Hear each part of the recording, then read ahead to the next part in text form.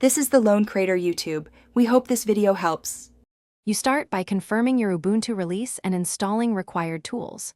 Use sudo apt update, sudo apt install curl apt transport https ca certificates, and import Microsoft's GPG key. This ensures package integrity.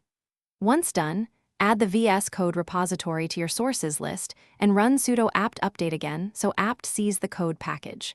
Then install with sudo apt install code. I'm guiding you through exact commands, so your system trusts the installer and future updates happen smoothly. You now open Visual Studio Code and immediately configure syncing and preferences so your workflow is consistent. Sign in to enable settings sync.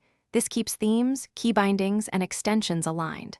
Next, install essential extensions such as language support, linting, and remote development for SSH or WSL, so editing remote projects is seamless. Once installed, edit settings. JSON to set editor. Format on save, tab size, and your integrated terminal shell. These small changes reduce friction and prevent style drift across projects. You finish by running and debugging a sample project. Open the Run panel, create or select a launch.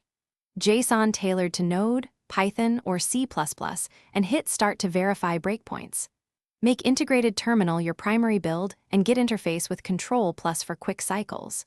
If something goes wrong, an extension crashes or VS Code won't start, first run code disable extensions to isolate the problem. Then check Help toggle developer tools and the logs. That lets you pinpoint and fix configuration or extension. Thanks for watching. Consider subscribing if we helped you.